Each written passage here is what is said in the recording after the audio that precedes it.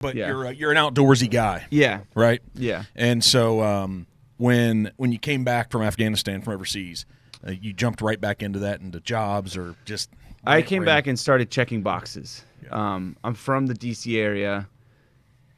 My dad was a government employee his whole life. He worked for the National Transportation Safety Board, aerospace engineer, 30-pound brain kind of guy, and not just my dad, but like everybody around me growing up, like just made good choices. It seemed like, right? Like most of my friends by their junior year had their life figured out. It seemed like they knew what college they're going to, what they were going to study, and so I didn't have any of that. That's why I joined the Marines. And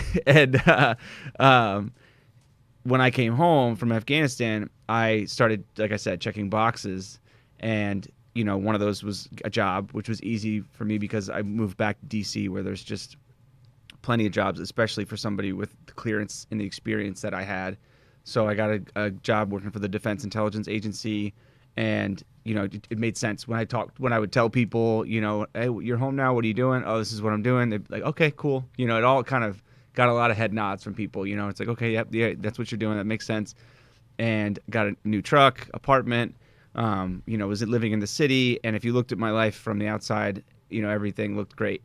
But a year and a half later, like this is when the narrator comes on and he's like, things were not okay. Like I just had no respect for alcohol, no respect for myself, no boundaries with people, was making friends who were bringing out the bad stuff in me, and kind of encouraging that.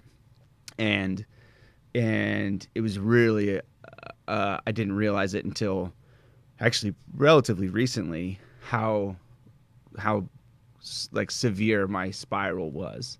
And one of the reasons was the combat, trauma and the loss of some of my fellow Marines, who I spent their last moments with them. I had no example of how to kind of deal with that. And I came home from Afghanistan and I was out completely from the military within a matter of weeks. And so I didn't have like a long kind of period to transition, yeah, and I felt like that was fine, and till one time you woke up. Exactly.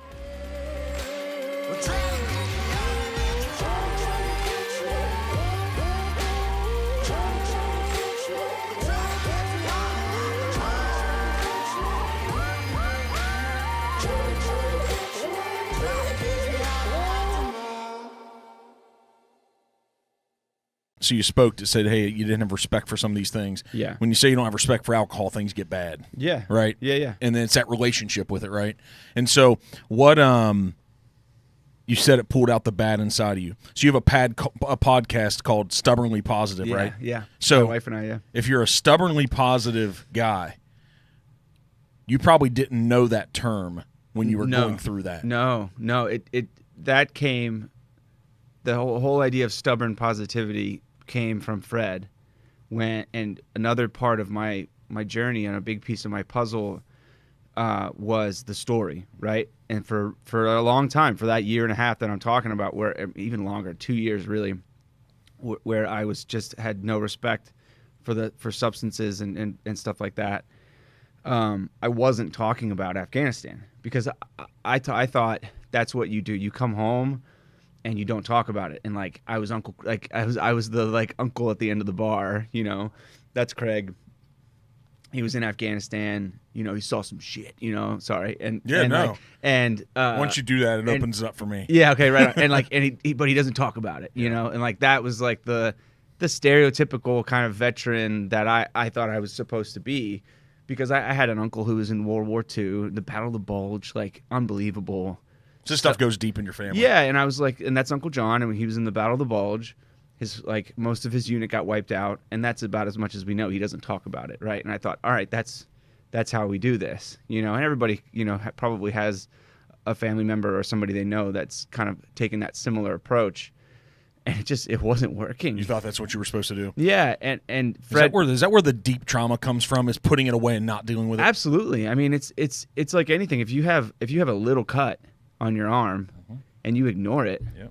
it'll turn into something worse. I mean, it's the examples of it are all around us. Like anything you ignore doesn't get better. Yeah. And I think it's just what frustrates me, but also what I love to share with people about me during this time was how inconsistent it was with who I want to be and wanted to be, and who I was like striving to be. By joining the Marines, I was signing up for the tough stuff, signing up for the challenging things, but then by coming home and ignoring my problems, that's not who I want to be. I'm supposed to run towards the problems, right? And like it's this whole kind of idea of like what they instill in you in the military is to be like a solution or be a part of a solution, but then when it comes to your own problems, we don't know how. We don't know how to like look in and be honest with ourselves. And if you can't be honest with yourself, it's what do you have, that, right? yeah. And so in comes Fred, with all the things that dogs do, right? Just being an awesome dog, but then he has this whole story that's attached to him. And I'm walking him around my neighborhood in DC, and like literally like there's Frager's hardware store on Capitol Hill. Anybody that's ever lived there knows. And we live near there, and the forklift operator, if he'd have like a pallet of like mulch in the air or something, and he would see Fred and like just leave his forklift and come running to see Fred. Like everywhere we go, he's just so magnetic. People wanted to know, what kind of dog is that? What kind of dog is that? And they had no idea like what that question meant to me, because it was this casual thing people ask at a dog park. But to me, it was like it carried a lot, and I deflected it for a really long time, and I would just make up a breed. I'd say he's a pocket wolf or something like that. Why do you think you deflected it for so long? I didn't want to be vulnerable. I didn't want to. It was part of the that trying to take that quietly strong veteran approach, and also had a lot to do with my training in human intelligence, which is, you get information from people, you don't give it, right? So I was really good at being evasive. Is that where the recon stuff came in? Yeah, well, recon, I was attached to recon. Recon is, they're like our it's like special forces of the Marines. Yeah, they're our most elite guys, and just incredible. But if you get attached to them, you better bring something that they can't do themselves. And what I brought to them was just the ability to talk and connect with people. Gather information all the time. Yeah. Where'd that come from? It's innate, isn't it? Yeah. That's my first 4 years in the Marines. I was pretty miserable. I loved being a Marine, but I ended up getting one of the only like basically non-deployable jobs you can get. I worked in the brig, and the closest I could get to, this was early 2000s, like 2003 through 2007, and like the whole Marine Corps was at war, and the closest I could get was Gitmo. I was a guard at Gitmo. And so after my first 4 years, I was like, all right, I love being a Marine. I've done literally everything you can do in this corrections kind of field. I'm out. Like I want to do something else.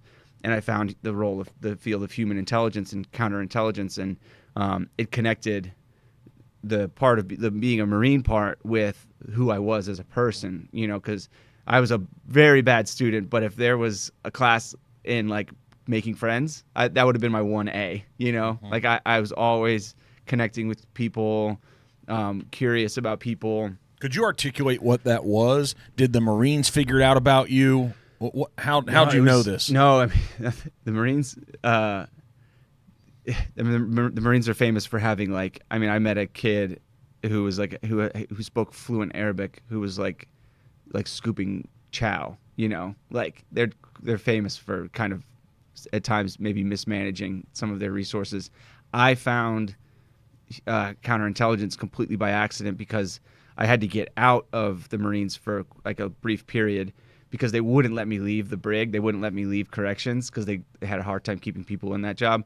So I had to actually break my service. I had to get out and then get back in. And so I got a phone call from a like prior service recruiter, which is like a different, they know you have extra time on your contract. It's just the whole thing. Mm-hmm. And he was trying to get me to go back into like a military police kind of role. And I was like, dude, I'm done with that. Like, what else you got? And he's like, well, there's these guys downstairs. There's only 2 of them, and they do all their own recruiting. But like, I saw them the other day, and they're dressed blues, and they have like a lot of ribbons and stuff. You want to talk to them? I was like, yeah, let me talk to those guys. I had no idea, and he put me in touch with them, and they were down in Virginia Beach. And I drove down the next day for an interview, and it turned out to be this whole spooky field that there's. I mean, at the time, I think there was less than 300 people in the Marines that did this job, and just to get in, to be considered to go to school to do it was like a 6-month process. And then my class dropped 50% of the people that made it to the schoolhouse. It was totally by accident. They didn't like assess me for some, ability to connect with people and then find this job for me. Like, it was really, really fortunate. So when you heard 2 guys in the basement, that should have tipped you off. Yeah, exactly. And they do their own recruiting. It's like, hey man, this is some. Did you kind of know though? You're like, this is something. Yeah, I did. Especially when I went down for that interview, because it was the first time when I was talking. They were supposed to be, recruiting me, but it very quickly felt like an interview. Interrogation. Yeah. Almost. Oh my God. Yeah, dude. Right. Your entire life.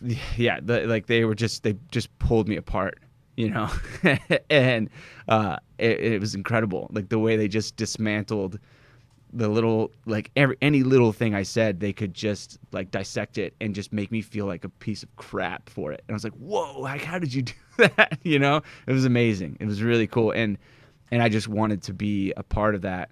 But when I look back on what I loved so much about that job, it is that it connected the Marine side of me with just me as a person, yeah. So where's the story of Craig and Fred? Yeah. Right. So what I wondered before you stopped in today, so a couple things, like, thanks for your service. Oh, of course. Yeah. It's tremendous, man. It lets us live these lives. Yeah. It's just great. So, but I'm thinking, what would Craig be without Fred? Oh man, I'd be a mess.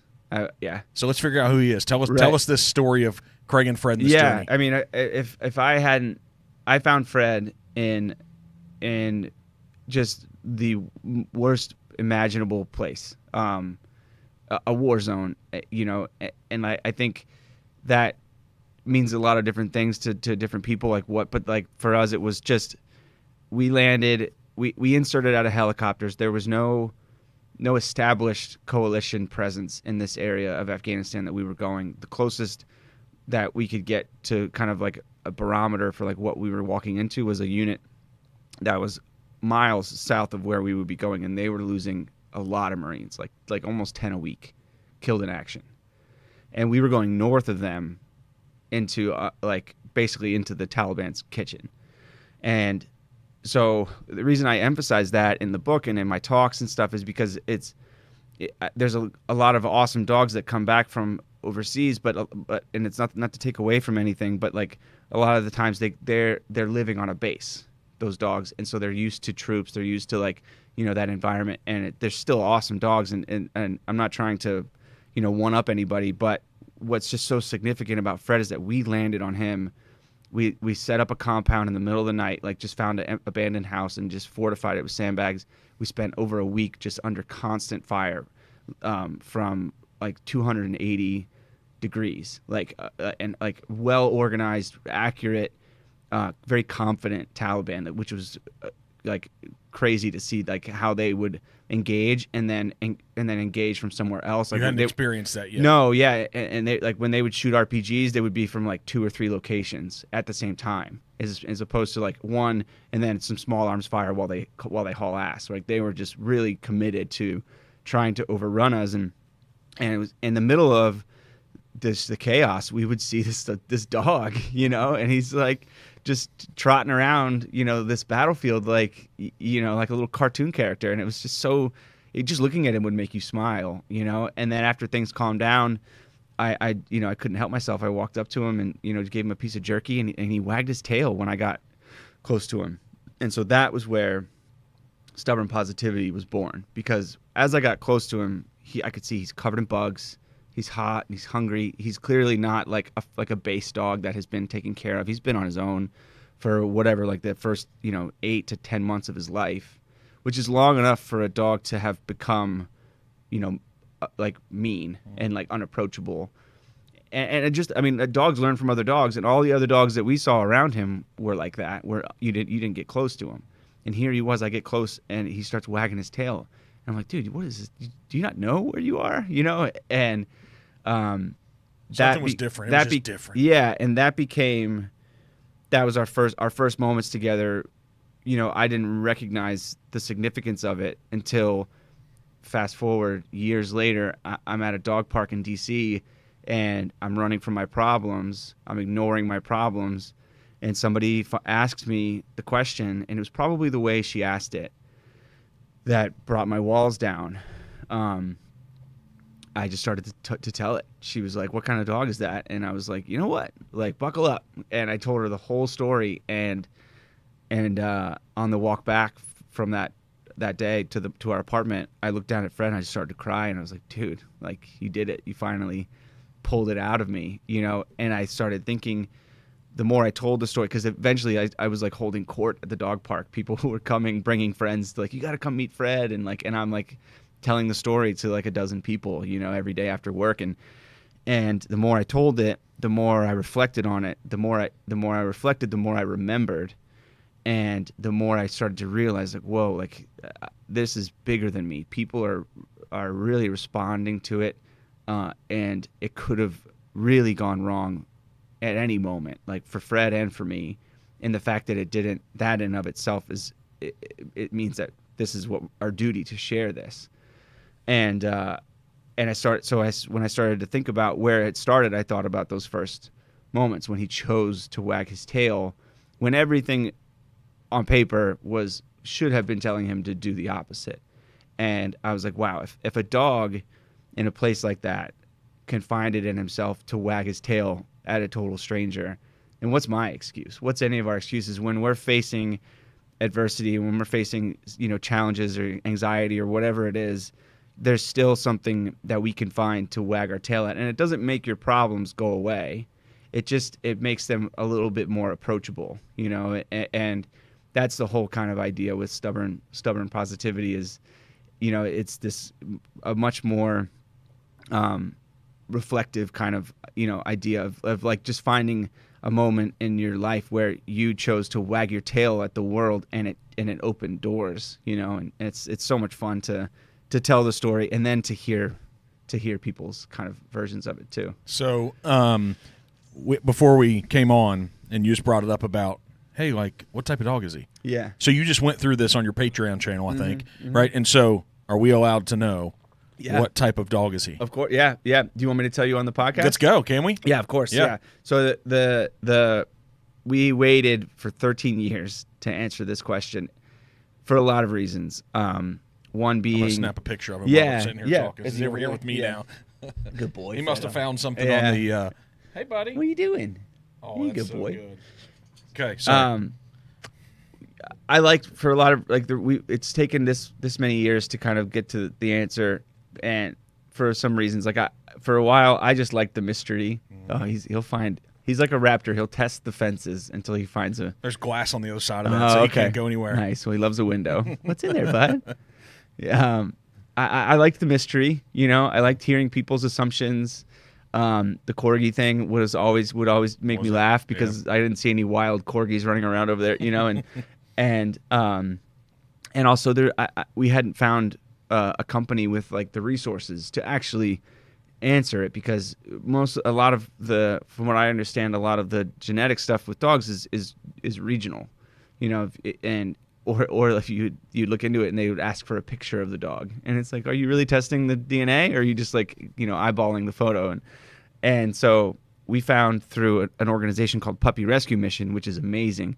They are a nonprofit that helps if you're in a situation like mine overseas and you meet an animal, a cat or a dog that you want to get home. They have a network of volunteers and staff all over the world that will help foster it and vaccinate it and quarantine it and like leapfrog it back to the States or wherever your home station is. And you don't have to be as evasive and crafty as I was.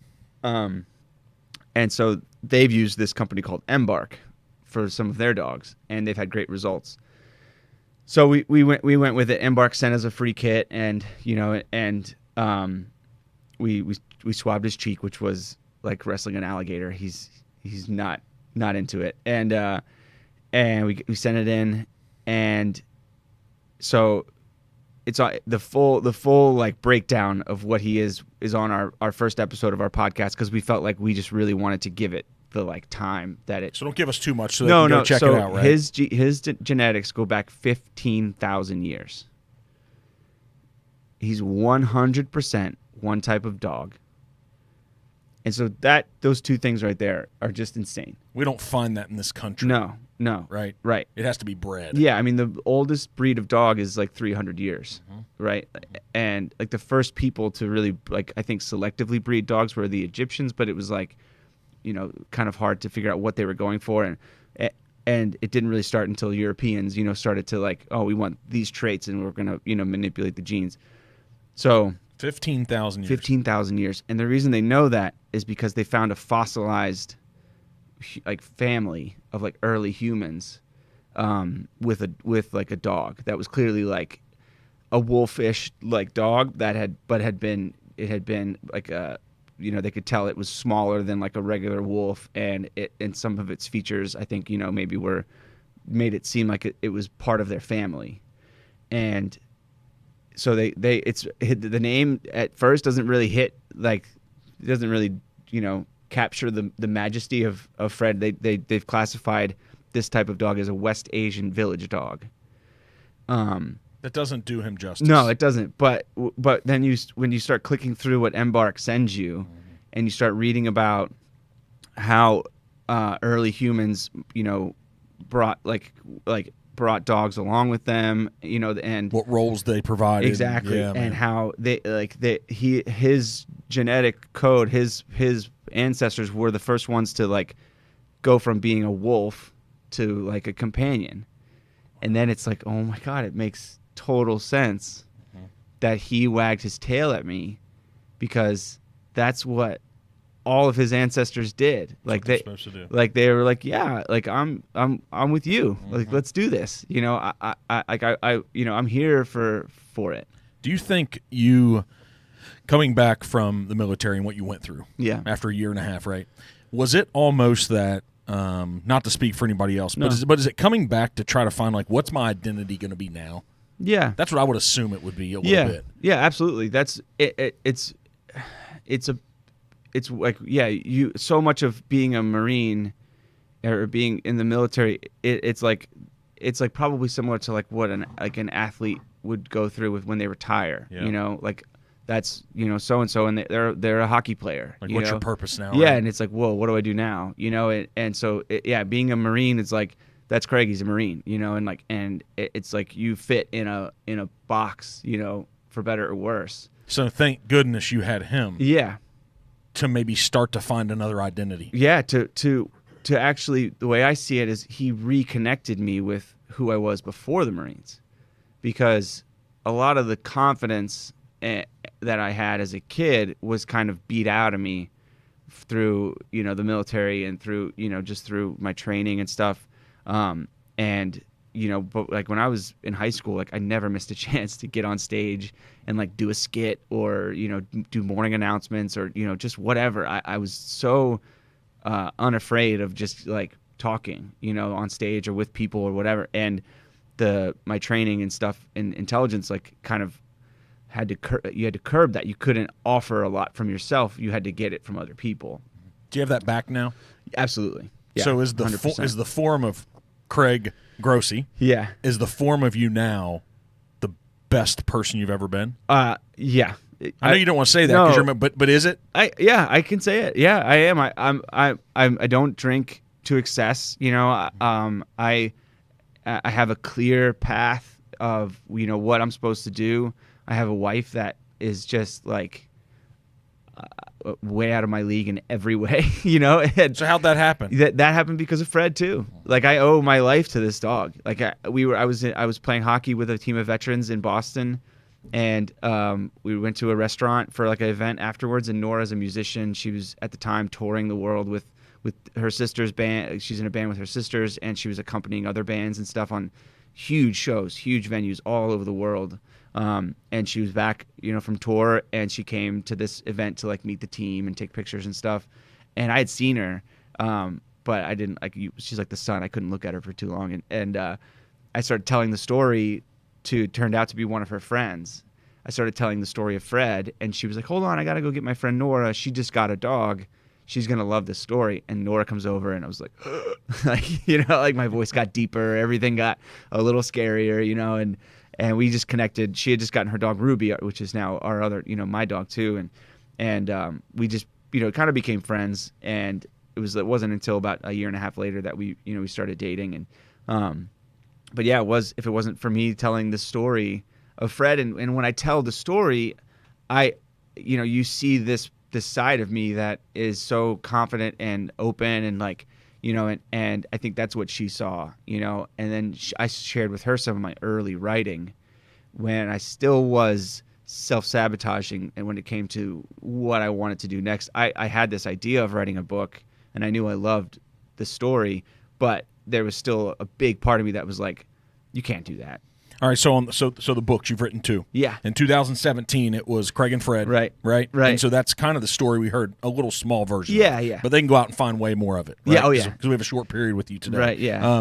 But this next one, I think this is special. Yeah. Second Chances. Thanks, man. Yeah, man. Yeah. So what's the origin of this? So Second Chances started again because of Fred, and because of the first book. I got invited to come to Shawshank Prison. They call it Shawshank after the Stephen King book and the movie, but it's Maine State Prison. It's a maximum security prison, and the warden at the time is a guy named Randy Liberty, who is just, his name is amazing, and he's an incredible guy. And he invited me to come. He had a bunch of veteran guys who were serving time read the book in a book club. And so he's like, I'd love it if you came up and talked to the guys. And so I was like, all right, you know, I spent 4 years working in prisons. I have no desire to go back.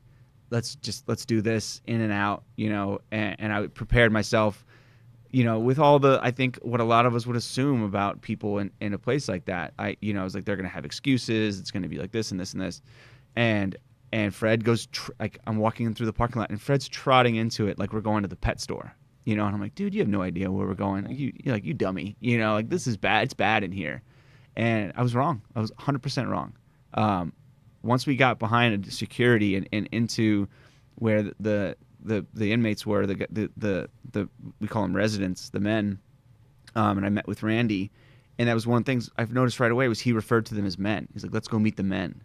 And I'm like, that's kind of interesting. You know, like a lot of wardens would be like, let's, you know, watch your back in here. It's tough. And, oh, these guys are like looking for what, you know, and they would just talk about them almost in like they're not human, you know, but he just, and walking around with him, it was like walking around with like the mayor, you know, like he was so approachable and he took time to hear everybody's issues and complaints, you know, and I was like just so impressed right away. And then I talked to the guys for a little bit about the book and stuff, and then we sat down, and I start learning about some of these men that, you know, that are in the book club, and I saw myself in them, and I was like, whoa, like, you guys came home like me, and you made a couple of bad choices, and it led you down this path. And I was like, dude, all it would have taken was one night at the bar for me to, you know, hit somebody the wrong way and them to go down, and I get charges, and it's just downhill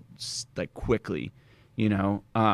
And then I asked one of them if they had ever written anything, and so this one guy had written some about a dog he was training at the time to be a service dog for America's Vet Dogs for a veteran, and he had written a little bit, and I read what he wrote, and his name was Michael Kidd. And I was like, whoa, this guy can write, you know, like, this is incredible. And so I left that day and immediately emailed Randy and was like, I'm coming back. I'll be back next week. You know, all I want to do is just spend time with these guys. And he was like, yeah, whatever you want to do, like, come up with something and I'll send it through the staff. So I wrote up a syllabus for like a writing group. Never done anything like that before, but I wrote up a couple of like prompts and like a description of what a writing group would be, and I started going back every week, and had no idea it would turn into a second book, but that's exactly what it did. It just, and this, I'm really proud of Second Chances, because it gave me a chance to share the stories of these guys, and to hopefully again, through Fred and through dogs, bring people to a tough subject that, we don't like talking about, the prison problem that we have, and it's not political. It's not, it's not anything like it's human. It's real humans. It's real humans, man. And most of these people are getting out at some point. And do you want them to get out and be worse or better? And that's the question we need to ask ourselves. And what I saw through the programs that Randy offers is that they want to be better. They're aching for an opportunity to demonstrate to themselves and to the world that they have something to offer. And if you give them a shovel and a watering can, they'll make a garden. If you give them a puppy, they'll take 18 months and they'll turn it into like an appendage for somebody in need that they'll never meet. So, what's everybody need to make sure that they have a Fred when they come out? Mm-hmm. Everybody needs to open up, to themselves first. And then, as you start to get to know yourself and really understand, your feelings, then you can start to be open to a Fred, whether it's a dog or a cat or a person, like your Fred is somebody who sees that part of you and wags their tail at it and is excited about it. Man, I'm sitting here thinking, I'm like, a dog has to be so much better than a human to go through that with you. Yeah. There's no judgment. Right, exactly. You can go through it at your own pace. Yeah. And no matter what you're going through, you can probably get blitzed and be drunk and stumbling in, but you wake up the next morning and he loves you just the same. Exactly, yeah.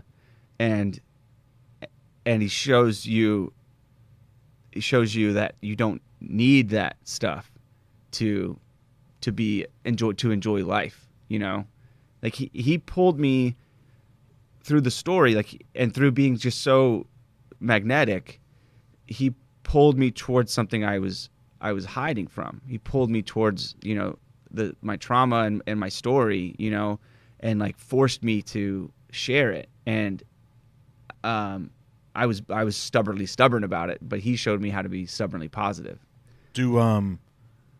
Do they get to take a dog with them when they leave? The guys? I don't think so. No, and that's a big from the prison. Yeah. No, but what they get is, maybe there's a circumstance where that's happened, but for the guys that are training dogs to be service dogs, mm-hmm. that's a heart-wrenching part of the story, and to me it shows just how selfless people are, regardless of their circumstances. That they because so much of the training that they do requires a deep bond with that dog, and in order to have a deep bond like that, you have to open yourself up and be like a kind, gentle, patient person, which is not something we associate with people in prison. We're not good at. Do you think the second chances idea? So you talk about it's not what happens to us, mm-hmm. right? Yeah. That matters. It's how we respond. Yeah. Right. So, right. Do you think that second chances? It's probably about, hey, like society needs to give these people second chances, but is a piece of it, without me reading the book yet, like, hey, you got to give yourself a second chance. 100%. Yeah. I mean, because we're our worst enemy in a lot of ways, but yeah, we I was doing that for a long time, like, until relatively recently. I would make a mistake. I would wake up and be hungover, or think about like what I did the night before, or look at where I wasn't professionally, and just beat the crap out of myself, and would completely forget about and disregard the fact that I served in one of the most hostile, crazy parts of the world, and made it better. Like, I know Afghanistan didn't turn out the way a lot of people would have hoped, but when we showed up in Sangin, you couldn't peek your head around a corner without getting shot at, or like, and 8 months later, when I left, our patrols we would go with empty rucksacks because the markets had all come back to life. and we were just going. It was like going shopping. We were just walking through and grabbing bread and pomegranates and and meat and stuff, and like going back and cooking with the locals, and like it just transformed, And so, but I had forgotten about that, and I was so quick to forget about the fact that I managed to sneak a dog onto a helicopter, hide him on a major U.S. installation, in plain sight, and then get him back to my dad in New York City. I mean, as hard as it is for me to say it, I completely wrote that off, and I was focused on all the things I wasn't doing, all the places I wasn't going, and that we all do that. And yeah, so you're right. It totally starts with you. You have to give yourself some credit, and that's what. Not to just blatantly plug our podcast, but that's what my wife and I love about our idea for our Stubbornly Positive podcast, is that we can show people by having people on that what their what's possible, and what their stubbornly positive moment was. Like the first episode, we talk about Fred's DNA, but I also kind of talk about my stubbornly positive moment, and then we had my dad on, who's a big part of my story, and we asked him, what's a stubbornly positive moment for you? And it was hard. He had to think about it, and we almost kind of led him to it, but like, and he sees it. You're like, wow, like, yeah, there was a point in my life where, I had a choice, and I made, arguably the harder one, and and I faced, some scary choices, and it led me to this. And then we have my friend Jess, who's the girl I met at the dog park, who asked me the question, and I just laid into her with the story. We're still friends. We had her on, and it's the same thing. We ask her, what's a stubbornly positive moment for you? And so I hope that it inspires people, to ask themselves, what was a stubbornly positive moment in my life? And so we can start to just hype ourselves up a little bit more and realize how resilient, how tough, how loving, people really are, when we think about it. So your mindset, the stubbornly positive. To name the podcast, you had to be experiencing that. Yeah. Right? And that outlook and that perception on life. And so what are you seeing? I don't know when it started. What are you seeing as some similarities around people's story? Yeah, that's a great question. I definitely people facing something that a lot of that they could easily turn from. You know what I mean? Like our friend Jess, she's a therapist. She realized after some of her friends lost their dogs that there's no space for pet loss therapy, and because it's not something we want to think about or talk about, and so she started a practice based on pet loss, and like that's a really difficult subject, and like and she's leaning into it, and so that's the one kind of similarity that all everybody's story has, is there's a moment where you could have, the world was showing you, all these different excuses to be negative, to like Fred could have raised his fur, growled, snapped at me, and that would have made all the sense in the world, right? But he didn't. He wagged his tail, and that had changed the trajectory of his whole existence. And it's like my friend Jess, like she could have looked at like, wow, like, yeah, this is a really difficult subject. I'm not going to deal with this. And nobody would have even known, or nobody would have, second guessed it. But she's choosing that, and we have we've traveled the country so many times over the years since the publication of Craig and Fred. And there's just everybody we meet, we hear stories like that, and we see examples of that. And so, yeah, that's the idea of stubborn positivity. It's, I think, one of the things we really want to distinguish it from is the toxic positivity, which is, I always use the example of that. I think everybody's seen it, the meme of the dog in the like house on fire. It's like he's like sipping a cup of tea, and it's like everything's fine. It's not fine. No, it's not fine. But that's to me, like, just when people say like, oh, just be positive, like it's dismissive. Right? And stubborn positivity is the opposite of that. Like in the face of. Yeah, exactly. Yeah. As you've traveled around have you made it to Alaska and Hawaii yet? No, we're on our way to Alaska. Hawaii is a lofty one, but if we can figure out a way to do it, we'll do it. But we can drive to Alaska, so we're going. Yeah. You can probably paddle to Hawaii, man. Yeah. Right. Yeah. Yeah. So what have you seen? So you're a positive guy. Yeah. But what have you seen about this human experience with, let's just go with us American citizens do all this traveling? Yeah. What have you seen? So don't be just optimistically positive. Right. But what have you seen? Yeah, I see people. I mean, we took the long way yesterday from Virginia to here, and we drove through like West Virginia, and when I first did my first road trip with Fred was in 2015, and I write about it in Craig and Fred. And driving, I had an old Land Cruiser. I still have it.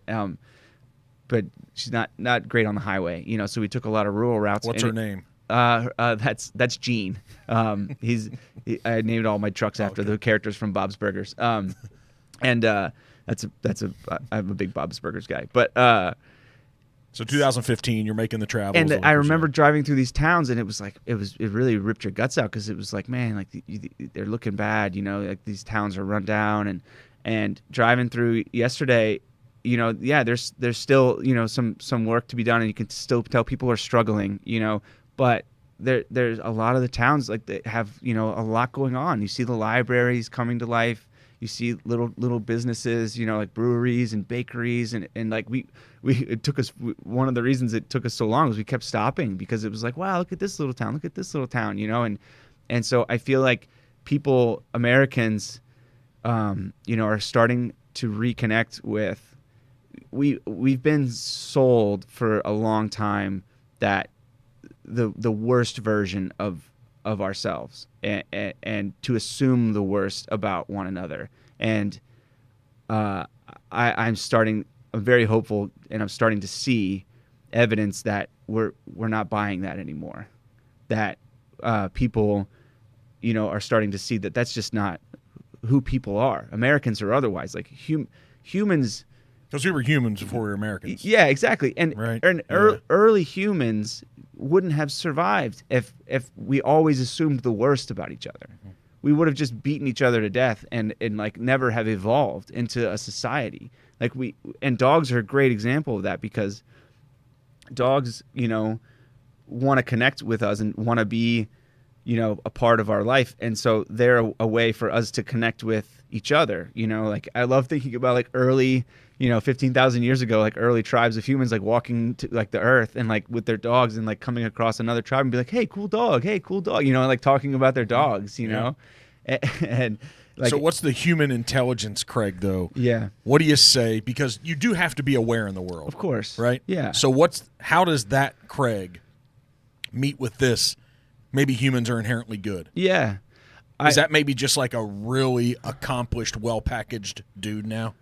Yeah, I think the packaging is getting better. I think, yeah, you do need to be aware and ready, of course. But I'm overwhelmingly confident in the good in people, and I refuse to accept any ideology that paints a large group of people with a big brush, and especially if it's a negative brush. Mm-hmm. I mean, I literally went into a prison where we put our worst, right, quote unquote worst, and I've made so many friends, and seen like just like when a guy like Randy Liberty takes over and starts providing programs that are incentive based and bring out the good in people. Yeah, if that guy can be positive and think there's something to be done, because that's his every day. Everybody else says put him away. Yeah, that's his every day. When he took over at Maine State Prison, 60 Minutes had just come and done a piece on the prison, because not for the right reasons, because they had the highest rate of solitary confinement in the country. They had like 120 something guys in solitary. Wow. Because the previous warden was just punishing.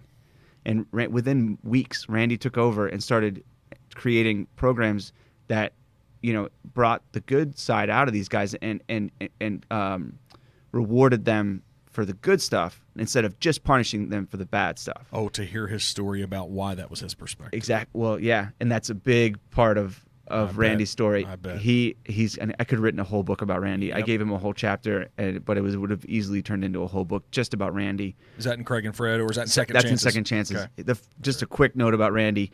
The first time he ever went to Maine State Prison, he was 7 years old. He was visiting his dad. Yep. Yeah, and if Randy can have a life that he did and go on to help people, who were in similar situations like his dad, then yeah, it's just once you. We're not as complicated as people think. No, we're not. We're really not. We're not, man. No. You put us all in the same situation. Yeah. A lot of us are going to do the same things. Yeah. And then as long as you're somebody who calms down and looks at it from the human intelligence perspective, you can say, I can pretty much figure out why they're there. Right. What's happened? Let me go back in their life. Yeah. Right? Yeah, and you can see yourself. Like, wow, could have gone that way for me too. 100%. And then it becomes so much harder to condemn anybody, and because when you just connect, and I think we're afraid to connect with each other, and because we just build these walls up, and it's got more to do with us than other people. Exactly. Man. Yeah. And there's just so much potential. There's so much potential for good, and it's who we are. Yeah, I'm convinced. My third book, I want it to be about that. I want it to be about who we really are as people, and I've been reading a ton about early people and about just examples of of like this. They call it the veneer theory, which is the society is supposedly held together by this thin veneer, and if you take away, like if you have a natural disaster, that's when people just descend instantly into like chaos, right? And we just start ripping each other apart. Are there a bunch of examples of that over history? There's examples where we accept that, and we, like Katrina, Hurricane Katrina, we accepted that, yeah, all this stuff was going to happen, and like we showed up to Katrina instead of with bottles of water, we show up with tanks and like everybody's armed to the teeth because they assumed that people in need are going to be violent. And it's just they had to reject all that stuff because all the things that they said were going down in the Superdome didn't actually happen. We just believed it, and we villainize people in need all the time throughout history. But there's some of the books I've been reading go back and they deep dive on. There's the one I have to recommend is called Humankind. It's by a guy named Rutger Bregman, and he just goes deep into examples throughout human history. Yeah, exactly. Does it show just resiliency throughout human history? Yeah, and our natural desire to connect with each other, even just the whites in our eyes, is evolutionary, and it shows that we're built to connect. Because if you look at like our closest relative, like the chimpanzee, has dark eyes, and that's so you can't tell where it's looking, and that's deception. Like that's for like conflict, but like we evolved with white eyes so we can it's obvious where I'm looking, like that just shows you how we survived and how we became the dominant species. When I knew you were going to come in, and I was like, man, how do we say your last name? Yeah, I was like, man, this guy has the perfect hockey name because you love hockey. Yeah, I'm like, it's Grossi, man. Like, that's a hockey name. Yeah, like, no, man, it's Grossi. It's Grossi. I know. Yeah, right. I know. Did you grow up playing hockey? I grew up playing hockey. Strangely enough, in Virginia. Now it's not strange. There's rinks everywhere. The Caps really started getting good when Ovechkin came around, and so the hockey community and those Capitals. Yeah, I know. Yeah, and so the hockey scene in Virginia is like totally different from when I was growing up, which is great. But my poor parents, like our home rink was almost an hour away, and every weekend we were going to play. If you played competitively, you had to go to Jersey, PA. We put a lot of miles on the family van.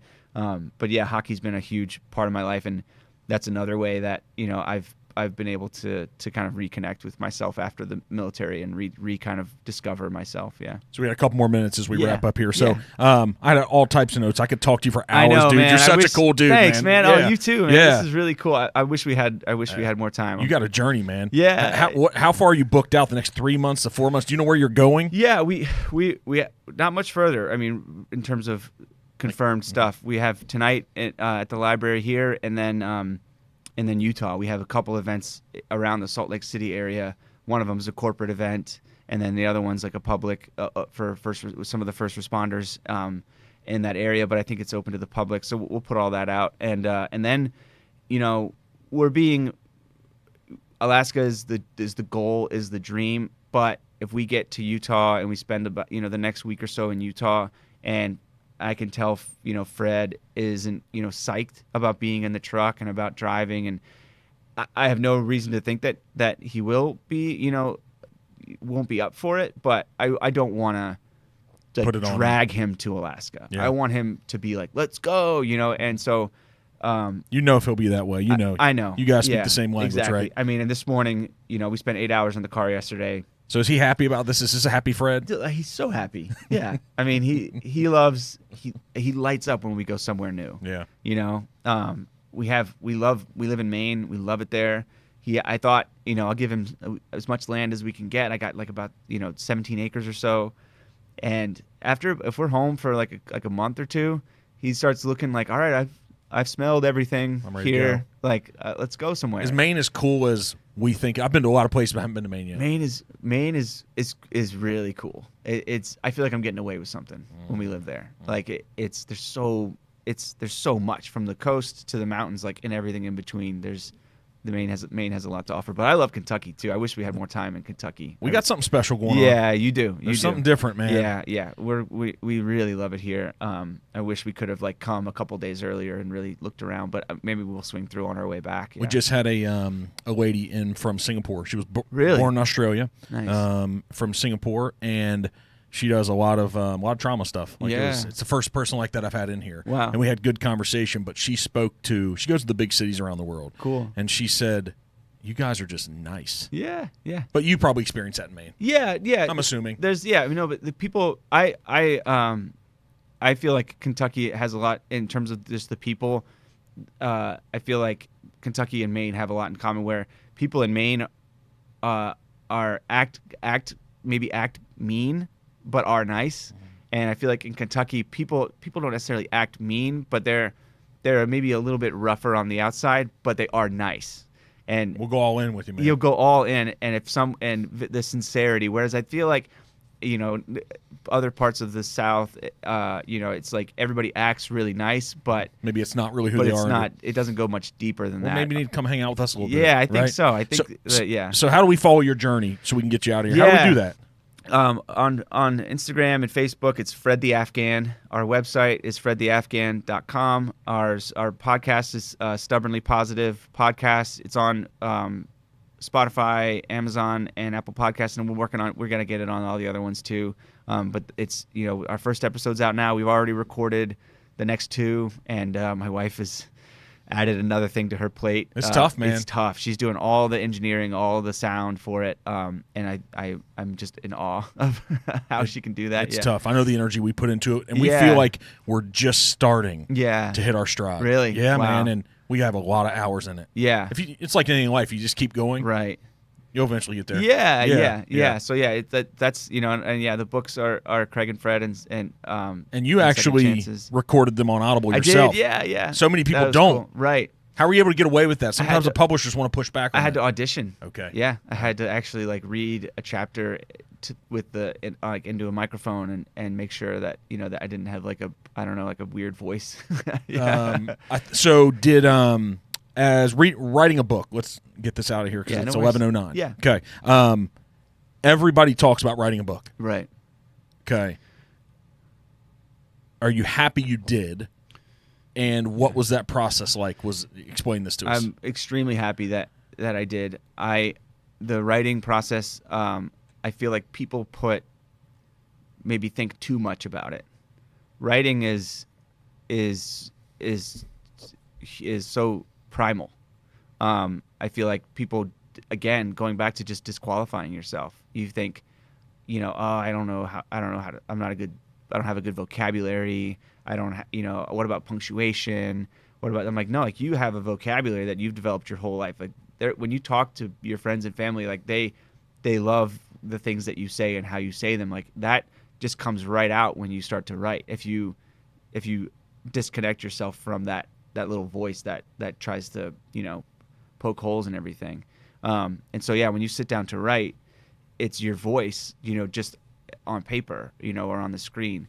And that was one of the first things with my writing group was like, guys, I'm like, I'm not an editor, I'm a writer. I'm not an editor, like, so just sit down and tell me the story about, your first dog or whatever, the prompt was that week. And it just like, I'm not interested in how you spelled it or, where you put your quotes or your commas, like just get it out there. And so I feel like when people ask me about the writing process, I just say like, it's like painting a barn, you have to start with that first stroke, and then, couple out, you start painting and then like you realize I'm getting, kind of hungry. What time is it? And you look at your clock like, oh my God, it's been like 3 hours, and like, oh, I did the whole side, and that's how writing can be when you just disconnect from that. Just get started. Yeah, just start. Have an idea and go. Yeah. Thanks, man. Anything we're leaving out so we can get you out of here? Yeah. Sorry. I wish we had all the time in the world. But tonight's going to be so fun, and I got to get this guy a good walk in. Good. Before and Did you guys just drive in this morning? We drove in last night. Okay. Yeah. All right. Yeah.